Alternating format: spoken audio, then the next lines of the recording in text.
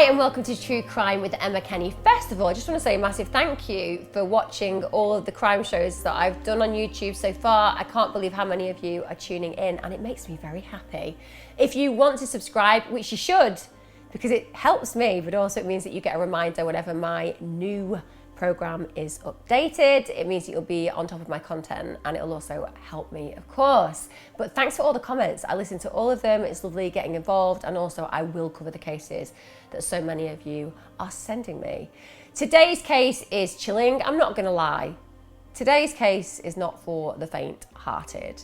We're talking John Wayne Gacy, one of the most prolific serial killers known. You know, this man's name is one that literally sends shivers down my spine, and for so many reasons. So John Wayne Gacy was an American serial killer. He was also a child molester. Chillingly, he was known as the killer clown. That's right, the killer clown. Because when he wasn't murdering innocent young men and boys, he could regularly be found entertaining kids at his local children's hospital or children's parties. Just the perfect kids entertainer that you dream of.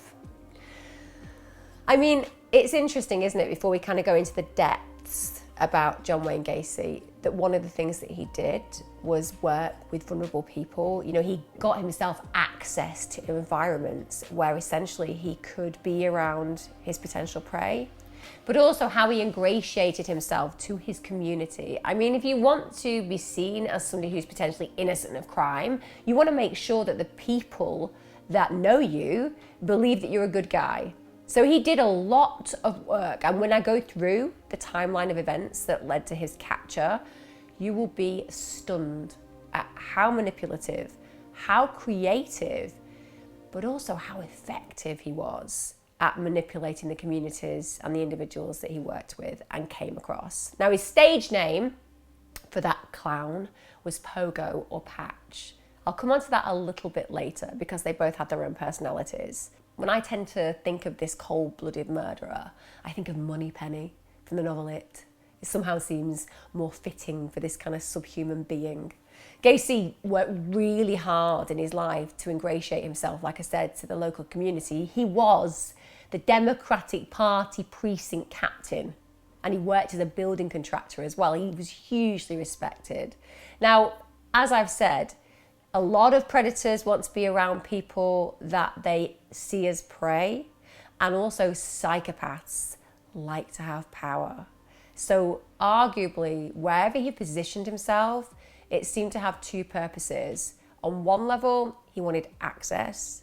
On another level, he wanted respect, and he wanted to be seen as somebody that was trusted, but he liked power too. So they're very heady traits and desires that psychopaths crave. Now, if you want to do real damage in society, then one of the ways to do that is to make sure that you get to be seen as a good person. That's why when we talk about child molesters, they're often people who are in professions with access to kids, teachers, scout leaders, priests, youth workers, and so on and so forth. Obviously, caveat, we don't think that most of people in those positions are anything like child molesters. But if you happen to be one, you're going to want to be around people that you find attractive and that you can have access to. And one of the things about trust in communities is the more you build trust, the more likely that access will become more and more available to you. So Gacy was clever. So let's look at Gacy. You know, who was he? And how did he end up a cold-blooded, sadistic killer?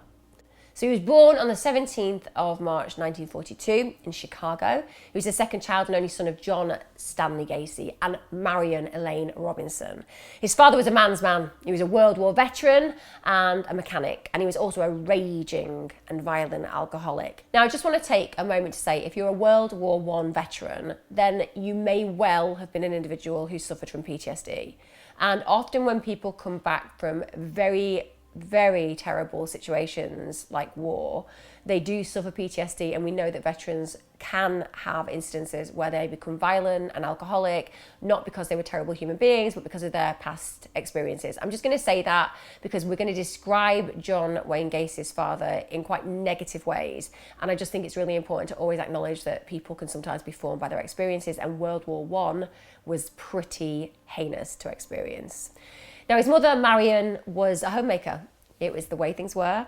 And everybody who knew her said that she was just really loving and really kind to her children.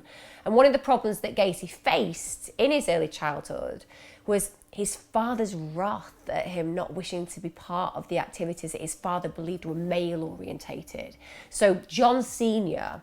wanted his son to be a sportsman, he wanted him to be rough and tumble, he wanted him to succeed in testosterone-fueled activities, but it just wasn't the way that Gacy was turned out. You know, it wasn't within his area of interest at all.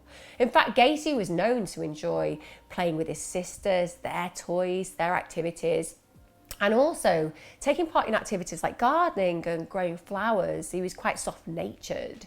And as we'll find out later on, Gacy liked lots of creative activities, which is around as far away as possible from the ideas that his father had for him. You know, physically, emotionally, and socially, his father had completely different ideas of what a son should be like. And you have to remember that's going to cause pressure for Gacy, because every child wants to be accepted. No matter who you are, you want your parents to be proud of you, you want them to accept you. One of Gacy's earliest memories is being beaten hard by a belt after mistakenly moving some of his father's engine components that Senior had laid out. So the fact that this is one of his earliest memories firstly suggests he was violently abused from a very early age. And if you're a younger viewer, that might seem quite strange, that a young person, a child, could be very badly beaten. But truthfully, being beaten by a leather belt might seem extreme and terrifying today. But as less as 40 years ago, this kind of punishment wasn't too unusual. Physical discipline was considered pretty standard for kids back then. And this noted, you know, Gacy was abused in a far more extreme way, and this will have had an impact on his development. It will have had impact on his sense of safety in his home. Now, as opposed to Gacy becoming close to his father, these kind of attacks really affected their relationship negatively, and the young Gacy spent most of his time with his mum and sister. His mother noted that there were problems between him and his father and tried to overcompensate. And the way that she did this was by overfeeding her son. So Gacy starts putting on quite a lot of weight, and this really did lead to years and years of bullying, and it was something that he never got over. He was always somebody who was overweight, so this kind of started a trend where he continued to feed when he had problematic experiences, and therefore, in spite of his mother trying to help him by overcompensating that way, it actually led to him having bigger difficulties in his future experience because he wasn't accepted by his peers as he would have wished to have been. One of the problems that Gacy had in his own home with his father, who was desperate his whole life to be proud of him, was that his father would use really inappropriate slurs. He called him a sissy. He told him that he was likely to turn out a homosexual, and that if he did turn out a homosexual, then he would be rejected.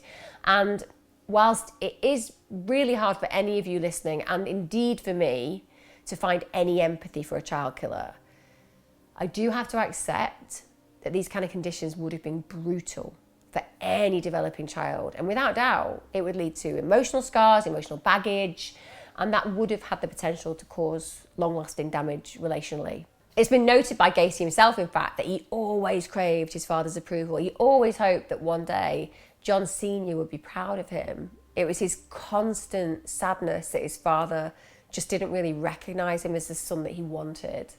When Gacy was 7 years of age, in fact, he was caught at school with a classmate and they were touching a young girl in their school inappropriately. Now, his father was told this by his class teacher, and the reaction was to beat him really, really brutally as a punishment. Now, this is potentially a really formative moment in Gacy's sexual history. The guilt of being caught, the shame of being punished, the fear of reprisals from his father, and The knowledge that sexual pleasure can also cause intense pain and problematic reactions. And also, remember, this is a really young child. He's around 7 at this age. So Gacy wasn't sexually aware at this point. And suddenly he's being made to feel that he was knowledgeable and also guilty on a level that really wouldn't have computed at this point. But it's worth noting, isn't it, that it shows that very early on, Gacy did have sexual impulses and moreover, did act on them. Now, another really impactful event happened later the same year. Gacy was around 7 or 8 years of age when one of his father's workers molested him. And whilst he knew it was wrong at the time, he felt so ashamed and so confused that he didn't confide in his parents at all. He didn't tell them. He just didn't inform them about the abuse because he obviously felt that it wouldn't be accepted, or moreover, that he'd get into trouble again. Now, let me make myself clear in this moment. This is not a reason that would make anyone grow into a psychopathic killer. But again, it highlights the reality that Gacy did not have a typical, secure and stable family life by any means. And that would have impact. As Gacy grew into a teen, his life certainly didn't become particularly easier. His weight gain became even more of a problem, and his father became more and more disconnected to his son. Now, to make matters worse, when Gacy was running one day, he blacked out. And this led to the discovery of a relatively concerning condition, which meant the doctors felt that there was something wrong with his heart. He nearly spent a year in hospital as a teen because he had various problems and they couldn't quite figure out what it was, but it seemed to be involving things like constant blackouts. And I wonder whether that year in and out of hospital also created his connection with hospital, which we'll come on to later on regarding his experience being a clown and entertaining the children who were sick there. I mean, either way, one of the things that did become clear was that it was not acceptable for Gacy to take part in further sports and activities. And that fractured his relationship with his father and obviously added to his growing obesity issue. Sedentary behaviour, not being able to exercise, overeating is a recipe clearly for obesity.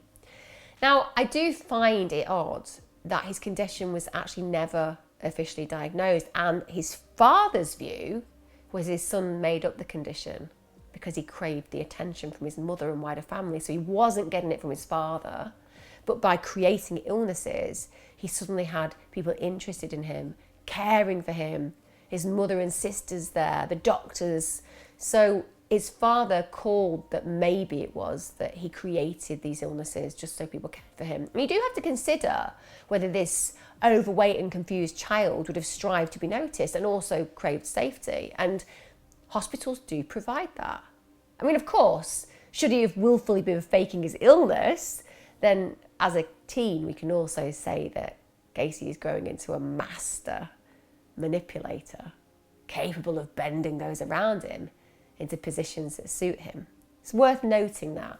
We can't confirm that he wasn't really ill, but should he have been making up those illnesses, well, that says something again about his nature very early on, quite a sophisticated way of getting care of other people.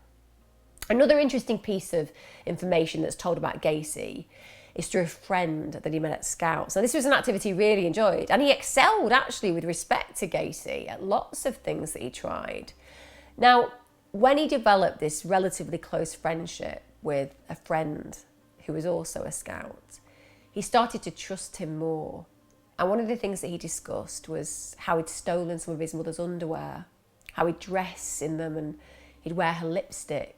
And then he'd look in the mirror and he really enjoyed being more feminine.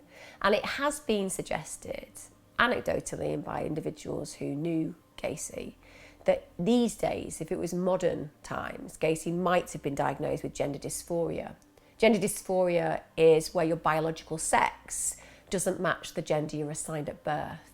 But understandably, you've got to think about this, growing up in the 50s, 60s, etc. Gender dysphoria wasn't heard of, and moreover, homosexuality was illegal for much of Gacy's early life. So it's understandable that Gacy would have struggled for numerous reasons. Now, there's another notable change in Gacy's behaviour as a teen. A friend witnesses him being beaten quite regularly by his father, and he notices that the way that Gacy responds and reacts is to just shut down. He literally doesn't make a noise. And you're talking about severe beatings here. But for some reason, Gacy just stops reacting. He also never retaliates. But it's almost like he's got to a point where the physical violence, the aggression, he knows he's not going to be able to change it, so he just accepts it.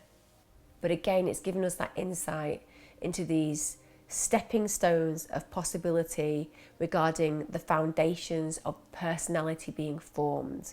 And the fact that he's going through this abuse cycle and this violence and then this helplessness and this acceptance, what is changing and evolving within John Wayne Gacy at this point? What is forming the man who will grow to become one of the most severe serial killers the world has ever known? At 18, Gacy gets involved in politics, and that's early, isn't it? And it suggests that two things really: craving other people's approval, but also potentially likes the idea of being powerful. Think about his past. He's been bullied really heavily. If you get into a position of power where people listen to you, understandably, that's going to be attractive. It's going to displace some of that feeling of not fitting in. It's even going to mean that people like you who might not have liked you before. That's going to be a lot of approval. Power and approval are important to a lot of people. So John Wayne Gacy definitely fits that personality trait where he wants people to look up to him, and he couldn't get it physically, so he created and carved it in his career. Again, even at 18, his father is still very much in control of him. He buys him a car, but instead of giving it him as a gift to help him with his career, he actually wields power over him. You know, he wouldn't let him have it all the time. He would take the keys off him if he didn't behave in a way that was acceptable. And John Wayne Gacy is actually really clever at this point. He goes out and gets a set of keys cut. His father finds out, and he basically, again, causes an issue. His father takes the distributor cap off the car and means that Gacy literally can't use it, which is just really emasculating and really upsetting. And Gacy in interviews responded to this and said it was just an exhausting process. He constantly felt exhausted that his father was changing and shifting the goalposts of what he had to do next. In fact, this was such a powerful experience for him, this particular impact of his father taking the distributor cap off his car, that as soon as it gets put on, he just escapes to Las Vegas in it. He leaves. He wants to get away from the control. When he gets to Las Vegas, Gacy finds work pretty immediately in the ambulance service. But during that period of time, he's transferred to work as a mortuary assistant. Now, back then, as part of that role, he actually slept in a bed behind the embalming room. So he didn't just work there, he slept there.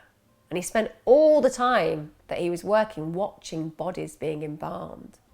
And on one occasion, he got into one of the coffins of a dead teenage boy. And when he was interviewed, he actually recalled kissing and fondling the body, really engaged in necrophilia. But even though he enjoyed it in the moment, it's almost like something clicks. And the next day he realises that it's completely unacceptable, really shocked by his behaviour. He calls his mother the next day and says, "I need to come home. Can I come home?" And fortunately for Gacy at this point, his mother and father accept him back. But it says something, doesn't it? There he is with all those dead bodies, looking for comfort. And the way of receiving that comfort is to literally climb into a dead boy's coffin to kiss him and to fondle him. The fact that that's something that he connected with gives us a real insight into the antisocial personality that is forming. And remember, the other thing is, we've not got consequences, have we? Nobody knows about this. Yes, he's returning to see his mother and father. He's given himself some of his own consequences, but it's almost like he's recognised that there's a point of no return and he needs to escape it because he feels himself going down that slippery path. I think probably at this point is where conscience starts to leave John Wayne Gacy when I think about subsequent actions. So on his return, he goes back to college, he graduates, gets a job with the Nunn Bush Shoe Company, and he did really well. He's promoted, he meets a girl, his first wife, Marilyn Myers, and one of the things that you can see here is he's trying to mask who he is.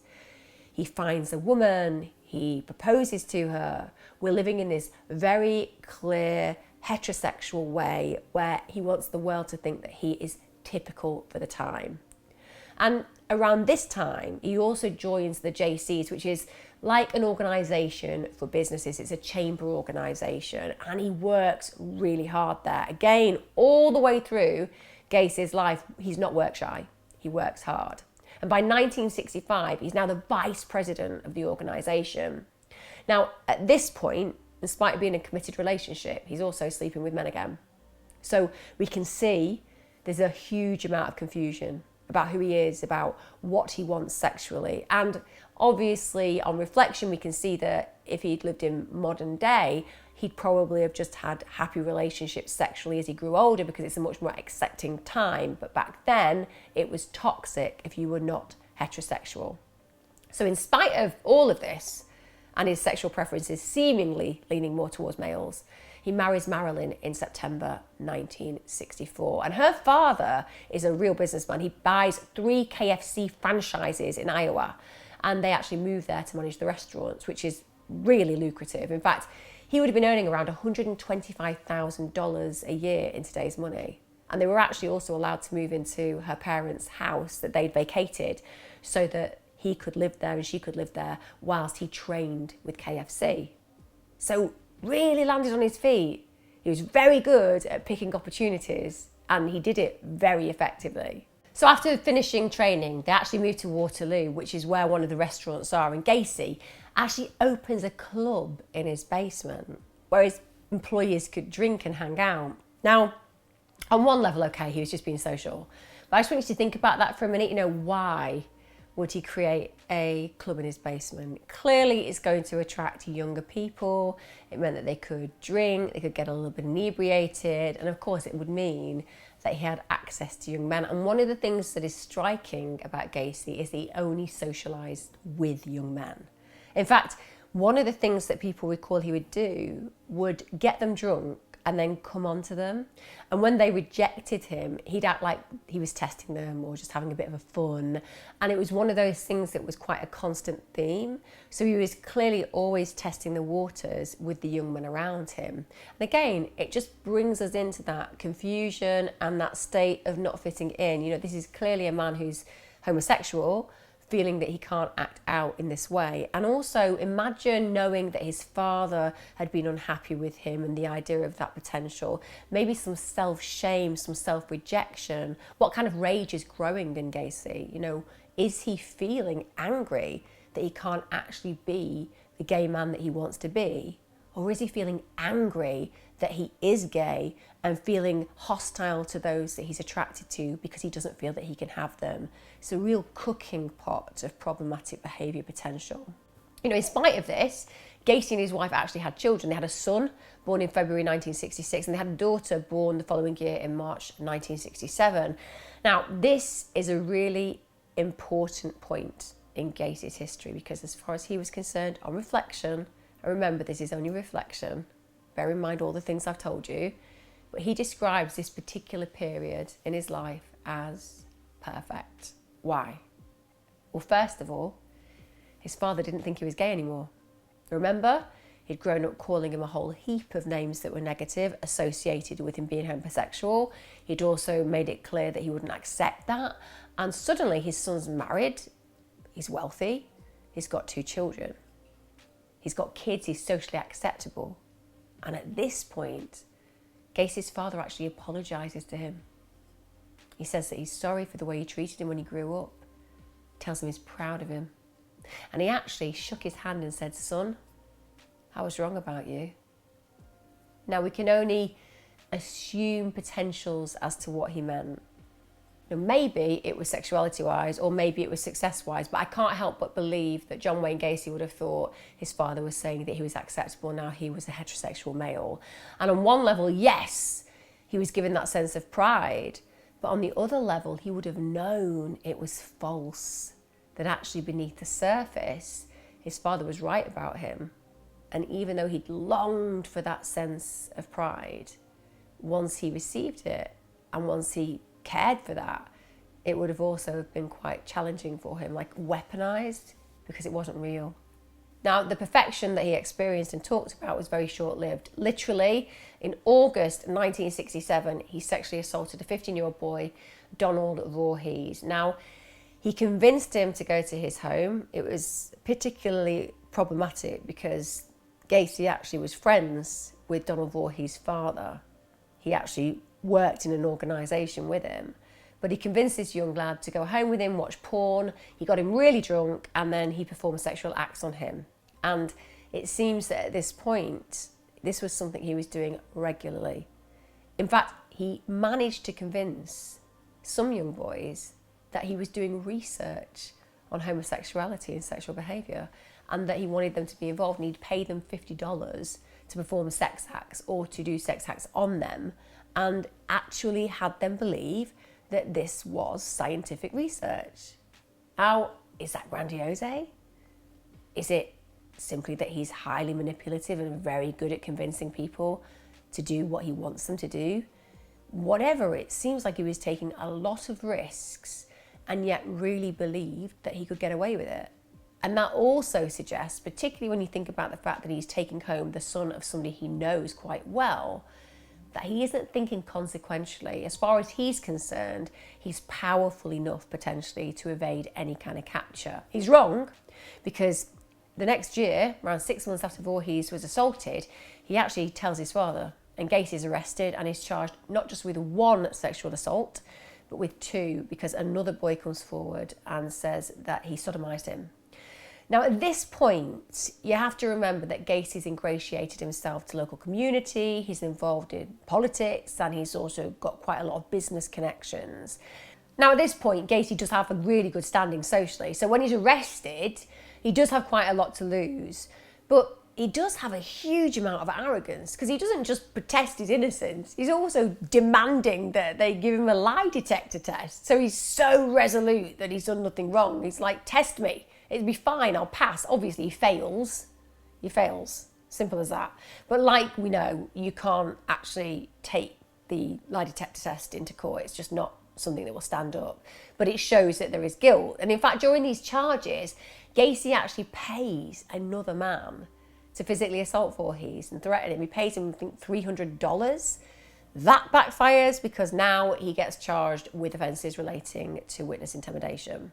On September the 12th of the same year, Gacy is sent for a psychiatric assessment and is classified as having antisocial personality disorder, better known to the masses as psychopathy or sociopathy. Now, because of that, it meant that they didn't think that they could give him any therapy. Basically, they did not see his personality disorder as movable, as changeable. He was sane and he was competent to stand trial. And those charges and subsequent convictions led to a 10-year custodial sentence. That's a long sentence, isn't it? I mean, we struggle to get sentences like that in the UK for severe sexual assaults. It's a good sentence to receive and something that you should receive. Now, his wife at that point files for divorce immediately, and Gacy literally never saw his ex-wife or children ever again. Which, let's be honest, certainly wasn't a loss on their part. I mean, who's your father? Just the biggest serial killer in the USA. It's hardly a winning conversation. Whilst in prison, Gacy's father dies and he's actually refused compassionate leave to attend the funeral, and he's devastated. He throws himself to the floor, he cries, and witnesses said he was genuinely beside himself. Obviously, we know his father's pride was something that he desired, and there he was, serving a sentence for the very thing that his father feared him to be. Obviously, he's also a child molester, as well as not fitting the heterosexual paradigm that his father wanted.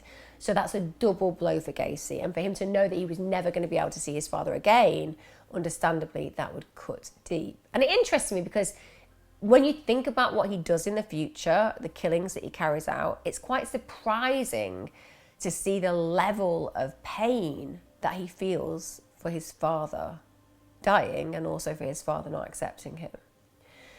Now, in spite of what I've just told you, prepare to have your breath taken away. Because Gacy did really well in prison, really well. He was very effective in there. He was a chef and a cook, and he did a huge amount of courses, and suddenly after 18 months of his sentence, that's right, 18 months of his sentence, he's released. He gets 18 months of a 10-year sentence and then 1 year's probation. And that's it. Now think about what that means. What are the consequences there?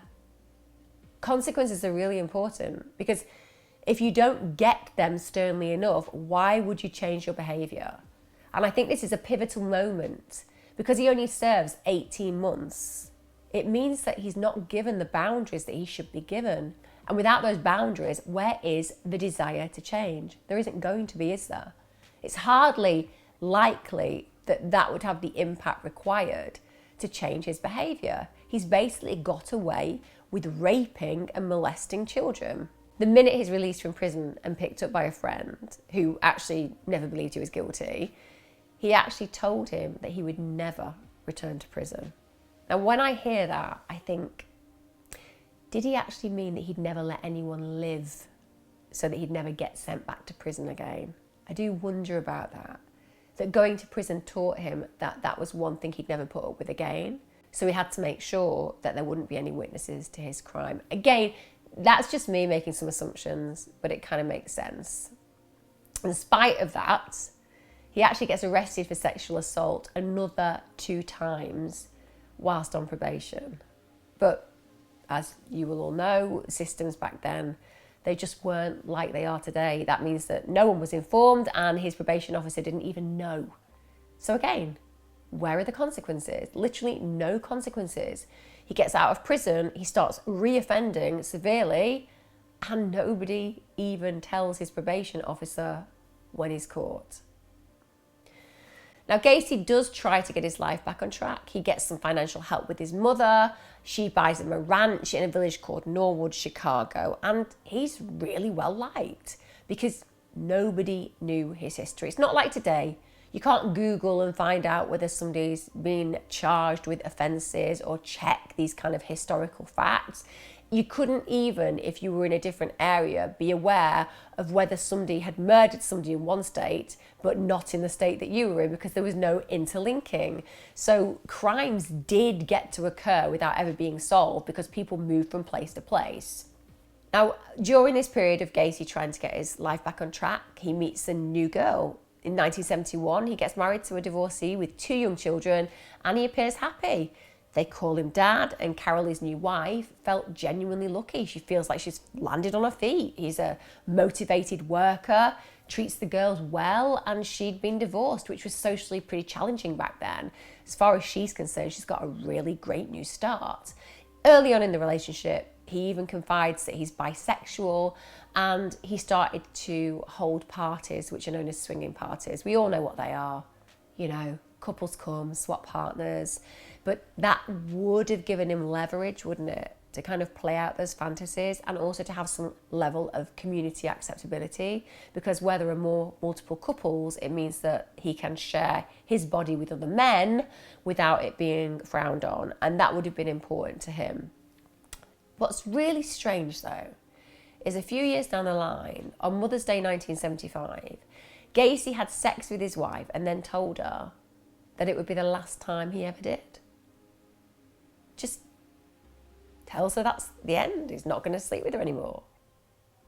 If you think about it, that's really chilling. Because it's almost like Gacy used her as a front to look acceptable. And then once he's become relatively popular and he's been able to meet his sexual needs and predilections elsewhere, he basically abandoned her. Now it's terrifying really, because it shows that she's kind of this big cover for everything he isn't, everything he's pretending to be.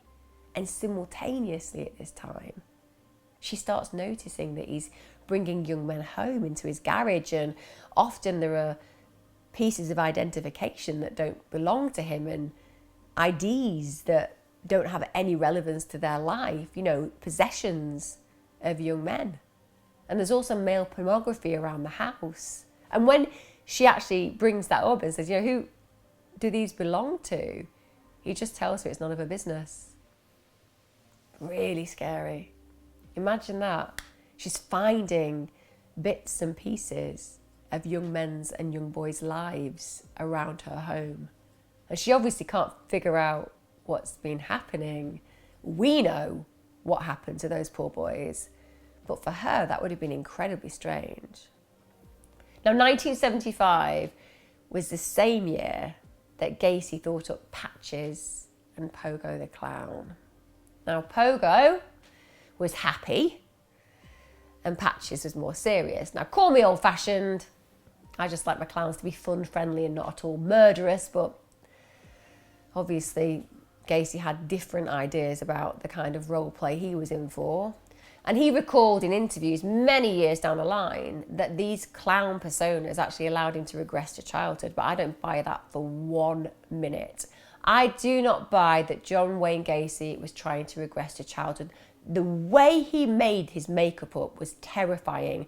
It wasn't friendly, there weren't big beaming smiles, they were sharp edges and scary.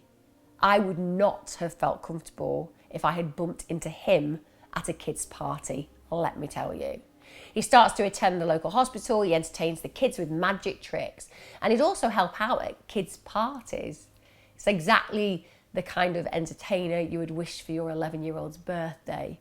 Now, bizarrely or chillingly, after those kind of parties or when you've been at the local hospital, he'd then head for a bar and just relax to have a few drinks whilst looking like he'd just fallen out of a B-grade horror movie, fully dressed in his clown outfit, which he obviously hadn't because it was worse than that. He was basically the horror full stop.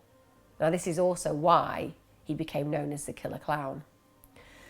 During this marriage, Gacy managed to set up and successfully run PDM Contractors, which was a painting, decorating and maintenance business. It grew really successfully, and by 1978, turned over about $200,000 a year, which is a huge amount of money. But it also created the most perfect predatory opportunity to pick up young teenage men looking to earn some extra cash. Now, one of these young men was 18-year-old David Cram, and actually he's one of the few survivors of Gacy's sexual depravity. David had started working with him at PDM, and Gacy just offered him a room to rent at his home. Now, David was young, the rent was cheap, he worked for him, so he accepted it, and everything was going well until one evening where Gacy, in full clown attire, celebrated Cram's 19th birthday. Gacy suggested that he was going to show him a trick and place his handcuffs on Cram, but in front of his body, not behind his back. Now, fortunately, and very fortunately, that happened, because in a minute you'll see that if his hands had been put behind his back, the story could have turned out very, very differently for Cram. Gacy then tells Cram he's going to rape him. So he's got him in these handcuffs, fully dressed up as this terrifying clown. And he tells this young man on his 19th birthday that he's going to rape him. But Cram reacts, kicks him really hard, manages to get the keys, manages to get the handcuffs off, and he escapes. And the reaction that Gacy actually has is to shout at him, to tell him that you ain't no fun. I mean, you can't quite compute that after he said he's going to rape this young lad, that he actually blames Cram for not wanting that to happen and accuses him of not being very fun. I mean, talk about a lucky escape for that young man, because undoubtedly he would have ended up one of his victims.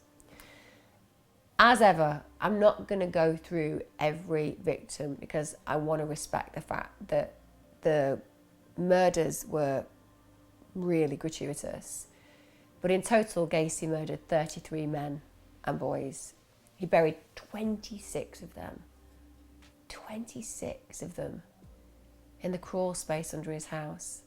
You know, usually Gacy would lure one of his victims home with him, but on occasion he actually talked about bringing home 2 victims, something he referred to as doubles. And Gacy selected his victims in really different ways. Some he'd pick up from the local Greyhound coach depot, knowing that they were travelling. Makes it harder for investigators to track the disappearances back to him. And some victims were just grabbed by force, made to get into his car, because Gacy would carry a gun, making it impossible for the boys to feel they could run off. And others, he convinced he was an officer of the law. He carried a sheriff's badge. He made sure his car was always new and always had spotlights on it too, so it looked like the type of car a police officer would drive.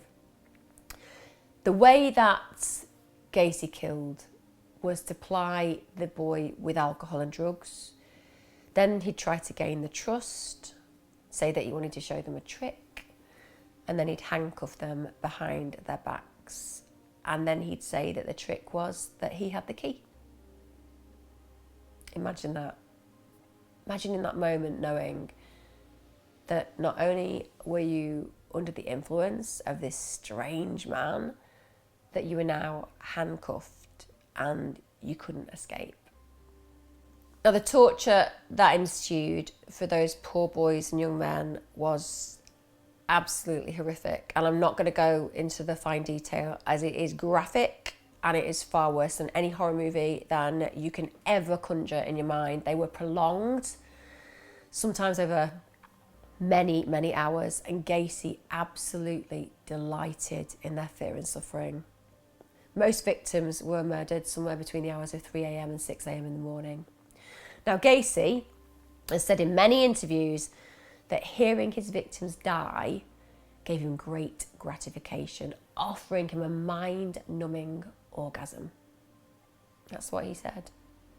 He's considered being in control of another person's death as the ultimate thrill. That's what makes him so ultimately dangerous, because when somebody has such a deep connection with the demise of another person's life, ending their life, that God complex, then that person is not redeemable under any circumstances. In fact, the people who did that psychiatric assessment and said he was beyond help, well, they were right. They really, really were right. So how did John Wayne Gacy get brought to justice? Well, his undoing came after the murder of Robert Peast in December 1978. He went into the Nissan pharmacy in Des Plaines to discuss a remodelling deal with the owner, and Gacy spotted Robert. And he made sure that Robert overheard that he was looking for teenagers to help in his company. He also stated he paid double what Robert was then earning. So he made absolutely sure that that young man heard him say it. He was trapping him. Now, when Robert's mum comes to the store to pick him up, he tells her that he's going to go and talk to this guy about a job, but he never returns. My heart bleeds when I think about that. Imagine being that mother. How close she'd come to saving her innocent boy. If he'd just gone home with her, he'd have lived. But then, if he had gone home with her, maybe Gacy would have got away with killing many more people, who knows? What we do know is that when Robert failed to return home, the Des Plaines police were sent to investigate, and they question him. Gacy's really arrogant, he's dismissive, but after running checks on Gacy, they realise that he has actually got a really alarming criminal history, and this results in a search warrant on his home, and they start to find lots of items beginning to young men, but it doesn't seem to faze him. Gacy is really nonchalant, and he acts like he's very untouchable. He's really quite nasty to the police, and he seems to not really care about the potential of getting caught. Even though they're finding these items, it doesn't seem to trigger any worry. It's almost like he genuinely believes that nobody can catch him. And remember, there's a lot of reasons for that. He's got away with a huge amount of negative antisocial behaviour and seemingly pretty much managed to get away unscathed. Now, In spite of this demeanour, in spite of him seeming confident and untouchable, the police aren't giving up and they start looking at his car. Now, the police fortunately realise that something smells off and they seize his car, and they use cadaver dogs, which are basically animals trained to sit down if they can smell death, and the dogs instantly sit down on the seat of his car, which shows a body's been there. And the police actually then managed to get a second search warrant. But at this point, Gacy is so annoyed by the police's behaviour that he's trying to take out a civil case against the police to sue them for basically impacting on his personal liberties. He knows what he's done. He knows who he's killed. And yet he feels that firstly he has the money, and secondly that sense of power, that he's going to actually press charges to some degree against the police. See how arrogant he is? Now, sadly for Gacy, this time when they go and search his house, one of the officers notices the unmistakable stench of rotting corpses, and the rest really is history. On the evening of December 20th, Gacy goes and sees his own solicitor in this civil case, and he admits, whilst he's drunk, that he's killed the young man in question. In fact, he's so drunk that during this confession, he actually falls asleep. He also made it clear that it wasn't simply one death that he was responsible for. Now, when Gacy came round, his lawyer recalled that he'd informed him that he'd killed 30 people. What was Gacy's response? He was too busy to deal with that right now. Now, shortly after, fortunately and understandably, he is arrested and he's charged with Robert's murder, and at this point discloses the true horror of his heinous crimes. So finally, after this huge reign of terror, Gacy was handed the death penalty. He served 14 years on death row, and he gave lots of interviews during this time because he enjoyed the notoriety. You know, he even collaborated on a book by Tim Cahill called Buried Dreams. And don't think that Gacy accepted this sentence. He studied in prison, he learnt about many technicalities and appealed. But by mid-1984, it was agreed by the Supreme Court of Illinois that he would be put to death by lethal injection. These appeals actually continued up until May 10th, 1994, where he was transferred to the Statesville Correctional Centre in Crest Hill to be put to death. Now, for his final meal, he was actually allowed a family picnic with his loved ones on the prison grounds, and for his last meal, maybe it was nostalgia, he ordered KFC. A dozen fried shrimp, French fries, fresh strawberries, and a Diet Coke. Gacy's time of death was recorded at 12:58 on May the 10th, 1994. After his death, his brain was removed so that it could be researched. A strange fact that many of you may be unaware of is that Gacy sold his art from prison. He even had an exhibition in a gallery outside of prison, and every single painting sold out. Which makes me feel weird. Anyone fancy a $2,000 Gacy original? I mean, just who would want that on their wall? But they literally sold out, and they sold for a good amount of money and still do. Gacy, for me, genuinely, and I've looked at so many killers, but he's one of the most terrifying serial killers I have ever studied. He killed without conscience, and he really enjoyed his murderous work. And whilst, of course, the death sentence is a contentious debate, I can without doubt say that I would rather know he was dead than living amongst us. So the next time you watch It, The Joker, or Killer Clowns from Outer Space, just remember that all of those are based on a very terrifying reality. That's it for this story about John Wayne Gacy. I hope that you've enjoyed at least listening to how it played out and understand a little bit more about where he came from, why he became the man that he is. But obviously, like in all of these, the main things that we should all remember is that 33, and I mean at least 33, potentially more young men and boys were murdered at the hands of that man. And every single one of those belonged to family members. Every single one of those had infinite meaning to the people that loved them. And he snuffed out the lives of all of them without any fear of consequence or reprisals. And as I always say, I do believe that there will be a special place in hell where he is burning constantly. And I would imagine that all of you will agree with those sentiments. Join me next time. I'll be back same time, same place next week. And remember, subscribe. And if this is the first one you've watched, then go back and watch all the others because there's a few now. Thanks. See you then.